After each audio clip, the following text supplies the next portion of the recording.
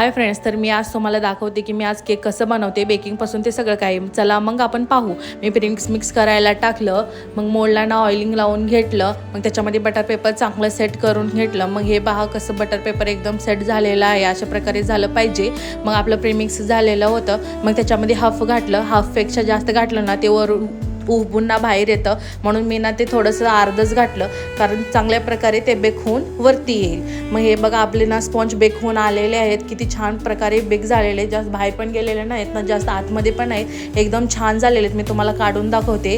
हे बघा एकदम स्पॉन्जी झालेले आहेत आणि एकदम जाळीदार झालेला आहे आपला स्पॉन्ज, तुम्ही बघू शकता. आणि सेकंड पण तुम्हाला काढून दाखवते, सेकंड पण सेम झालेला आहे. मग मी त्याला हळूच काढून घेतलं आणि तुम्ही बघू शकता आपले ना एकदम स्पॉन्ज एकदम मस्तपैकी जाळीदार आणि एकदम स्पंजी झालेले आहेत. तुम्ही बघू शकता किती छान झालेला आहे दोन्ही साईडनं पण. मग मी बटर पेपर काढून घेतलं, मग दोन्हीचे पण बटर पेपर काढून घेतल्यानंतर मी तुम्हाला ह्याचं ना कापून पण दाखवणार आहे की एक एक लेअर किती छान झाले. हे बघा आपलं स्मूदी एकदम छान झालेलं आहे.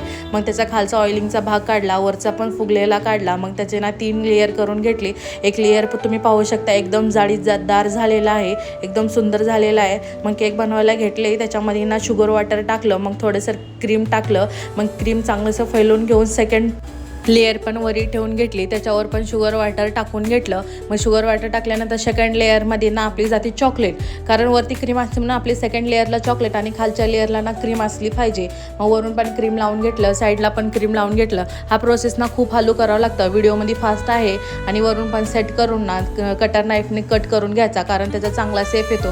हा बघा किती मस्तपैकी गोल झालेला आहे. मग वरती ना चॉकलेट टाकून घेतलं, मग त्याला चांगलं पसरवून घेतलं. मग ना मी थोडंसं युनिक डिझाईन काढायचं ट्राय केलं. एक व्हाईट जेलचा डॉट आणि एक ऑरेंज जेलचा डॉट मारून त्याला ना हार्ट शेपमध्ये बनवून घेतला आणि मध्ये व्हाईट जेलची गोल लायनिंग केली आणि त्याच्यामध्ये थोडंसं फ्लावर काढल्यासारखं काढलं आणि साईडनं खुला वाटत होतं, म्हणून मी त्याला स्क्रॅच मारून घेतला. हा बघा केक किती सुंदर दिसत आहे, तुम्ही बघू शकता. आणि डिझाईन पण कशी बनली ना मला नक्की सांगा.